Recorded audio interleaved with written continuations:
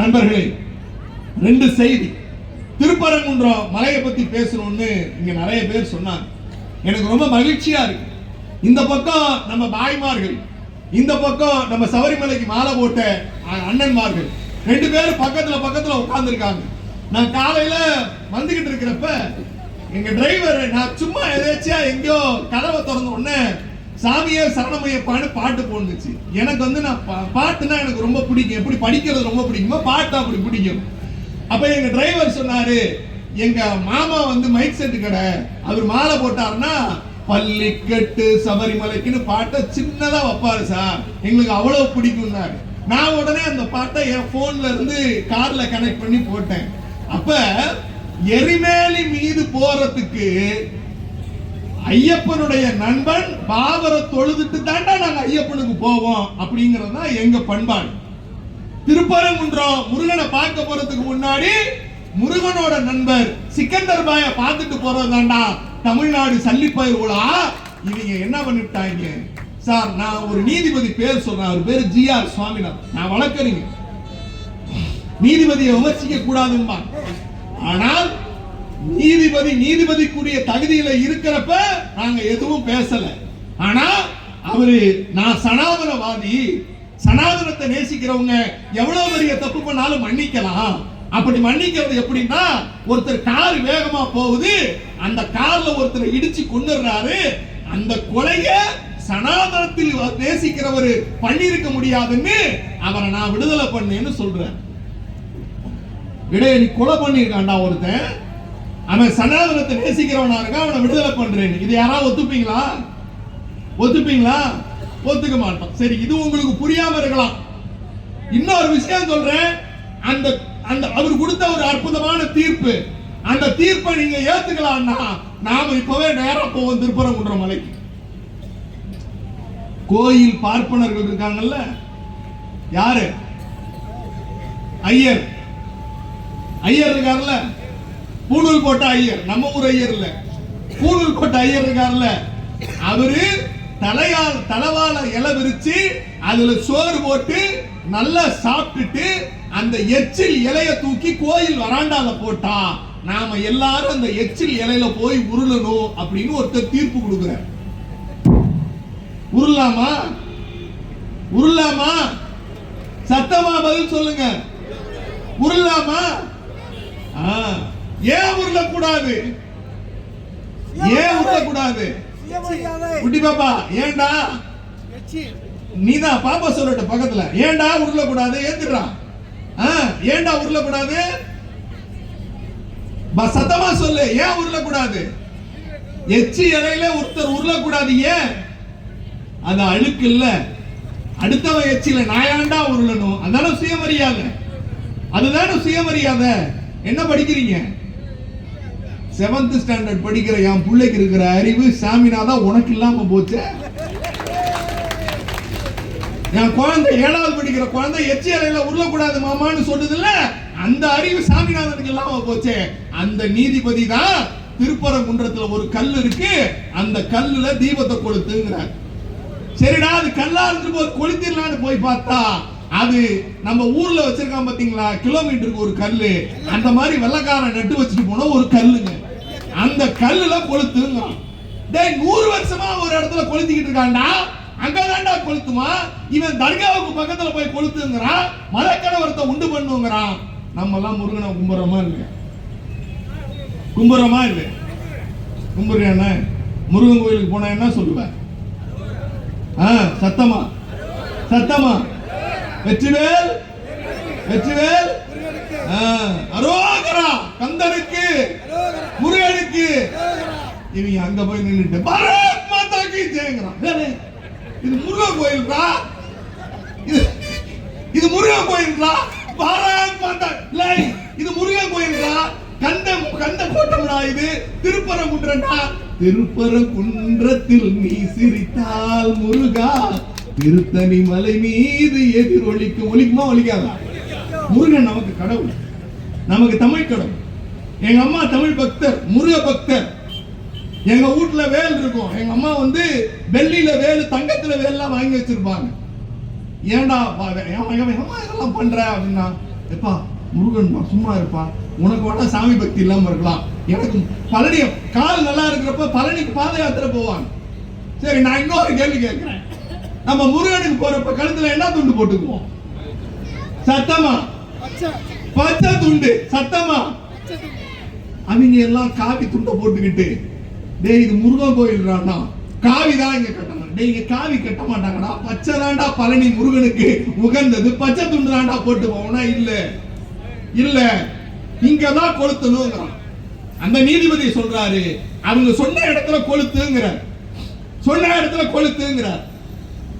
Sir இதே எடப்பாடி பழனிசாமி ஆட்சியாளர் sir, அதுக்கு முன்னாடி சொல்லிடுறேன், இதுக்கு முன்னாடி இதே மாதிரி கந்த சஷ்டி கவசம்னு ஒரு விழா எடுத்தாங்க.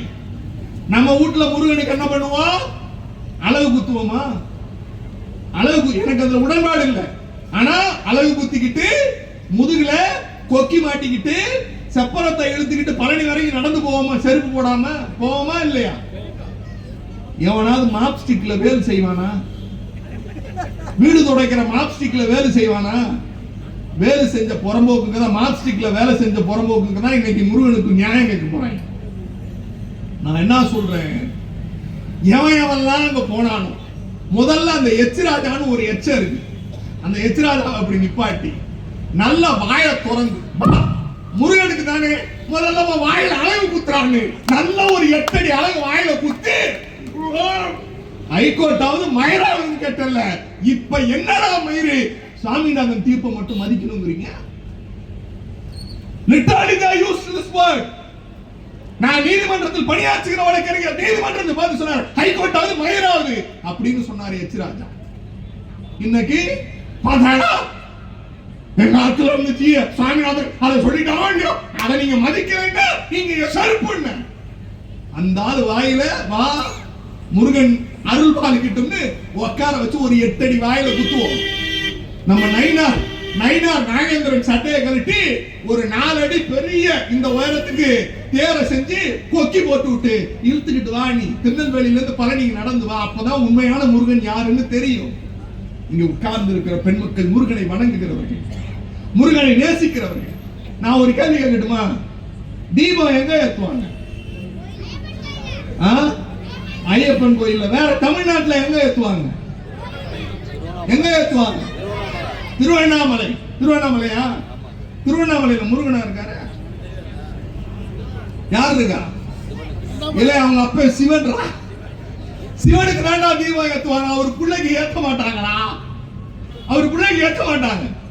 ஆனால் அவருடைய நோக்கம் இங்கே சொன்னேனே, இங்கே இஸ்லாமிய பெருங்குடி மக்களும் இந்துக்களும் பக்கத்தில் தொப்பி போட்டு உட்கார்ந்து இருக்கிறவர்களுக்கு பக்கத்தில் ஐயப்பனுக்கு மாலை போட்டு கையோடு கைகோர்த்து உட்கார்ந்து இருக்கிறோமே, இங்கே இருக்கிற இஸ்லாமியன் இந்துவும் மாமன் மச்சான்களாக பழகக்கூடியவர்கள், அத்தான்களாக பழகக்கூடியவர்கள், உயிரையே விடக்கூடியவர்கள் தான் இங்க இருக்கிற சமூக நல்லிணக்கத்திற்கு. ஆனா நீதிபதி என்ன சொல்றார் தெரியுமா?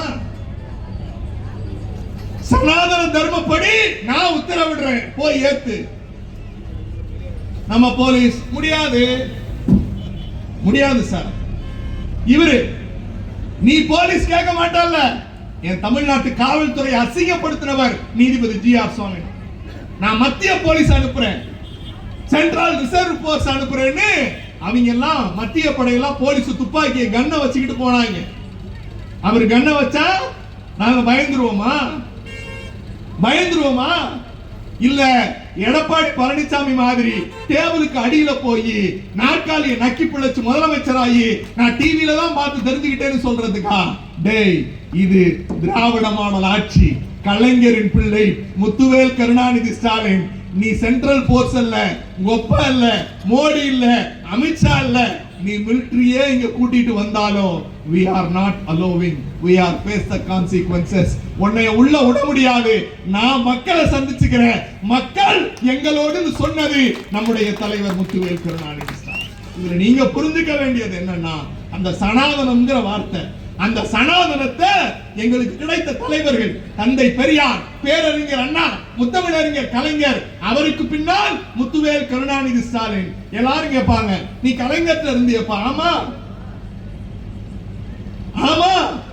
கலைஞர்ல இருந்தேன். அவர் 8 அடி பாங்க, அவருக்குள்ள 16 அடி பாயிறார் முத்துவேல் கருணாநிதி ஸ்டாலின். அவருக்கு பிறந்த புள்ள 32 அடி பாயுது. என்ன தெரியுமா சொன்னுச்சு? டேய், சனாதனத்தை கொசு டெங்கு போல அழிக்க வேண்டியது சனாதனம்னு சொன்னது நம்முடைய இயக்கத்தின் எதிர்காலம் அண்ணன் உதயநிதி ஸ்டாலின். ஏன் நான் நேசிக்கிறேங்கிறதுக்கு ஒரு செய்தி சொல்றேன். ஊரெல்லாம் போய் கேஸ் போட்டான், உச்ச நீதிமன்றத்துக்கு கூட்டம். நம்மால் போனாப்ல போய் சாவர்கர் மாதிரி, ஹெச் ராஜா மாதிரி மன்னிப்பு கடிதம் எழுதி கொடுக்கல. ஆமா சார், நீங்க பேசுனீங்களா? ஆமா பேசுனேன். என்ன பேசுறீங்க? சனாதனத்தை ஒழிக்கணும். சனாதனம் என்ன தெரியுமா? பார்ப்பனன் சாப்பிட்டு போட்ட எச்சி இலையில உருளு. பெண்களுக்கு சொத்துரிமை கிடையாது, பெண்கள் பிள்ளை வைக்கிற மிஷின், அவளுக்கு கல்வி கிடையாது. ஏன் பார்ப்பன குலத்தில் பெண் பிறந்திருந்தாலும் அவ கல்யாணம் ஆகி புருஷன் செத்து போயிட்டா அவனை மொட்டை அடிச்சு மூளையில உட்கார வை, அவளுக்கு எந்த உரிமையும் இல்லைன்னு சொல்றது சனாதனம். அந்த சனாதனத்தை நான் எரிப்பேன் அப்படின்னு நீங்க பேசுனீங்களா? ஆமா பேசுறேன். நீங்க ஒத்துக்கிறீங்களா? ஆமா ஒத்துக்கிறேன். இப்ப என்ன செய்ய போறீங்க? என்ன செய்யணும்? அம்பேத்கர் பேசினா, பெரியார் பேசினா, அண்ணா பேசினா, முத்தமிழறிஞர் டாக்டர் கலைஞர் பேசினார், எங்கள் இயக்கத்தின் தலைவர் முத்துவேல் கருணாநிதி ஸ்டாலின் பேசினார். நானும் பேசுவேன். உங்களுக்கு பயமா இல்லையா? நாங்க தண்டிச்சிருவோமே. என் உயிரே போனாலும் சனாதனத்தை வேறொருக்காமல் விடமாட்டோம்னு உச்ச நீதிமன்றத்தில் அபிடவிட் போட்டவன்டா எங்கள் இயக்கத்தின் எதிர்கால தலைவர் அண்ணன் உதயநிதி ஸ்டாலின். இந்த கருப்பு சிவப்பும் இந்த உதய சூரியனும் ஒளிவிட்டு வீசுகிற வரையில், பட்டொலி வீசி பறக்கிற வரையில் தான் தமிழனின் முன்னேற்றம். இன்னைக்கு வருவான், நான் தான் முதலமைச்சருமா, அவனுக்கு என்ன பேசுறான்னே தெரியாது. 6 மணிக்கு மேல வெளியில வரமாட்டான். பாலம் தாங்கி பழனிசாமி, எடப்பாடி பழனிசாமி நேரா போய் அமித்ஷா மோடி கால்களை நக்கி பிழைக்கிறார். எனக்கு விவரம் தெரிஞ்சு இந்த திருவரம்பூர் என்பது திமுகவின் கோட்டை. 2026 நான் அழுத்தம் திருத்தமாக சொல்கிறேன். எதிர்வருகிற தேர்தலில் அவருக்கு அமைச்சர் இருக்கிற தொகுதி இல்ல, அந்த திருச்சி மாவட்டத்திற்கு உட்பட்ட ஒட்டுமொத்த 9 சட்டமன்ற தொகுதியிலும் சேர்த்து இந்த திருவரம்பூர் உச்சபட்ச வெற்றியை, அதுவும் குறிப்பாக நம்முடைய துவாக்குடி மாநகரம் அதிகபட்ச வாக்கை அண்ணன் அன்பில் மகேஷ் பொய்யாமொழி அவர்களுக்கு பெற்றுத்தர வேண்டும் என்று கேட்டு நிகழ்ச்சியை சிறப்போடு ஒருங்கிணைத்த அண்ணன் காயம் அவர்களுக்கு தலைமை கழகத்தின் சார்பில் நன்றி பாராட்டி விடைபெறுகிறேன்.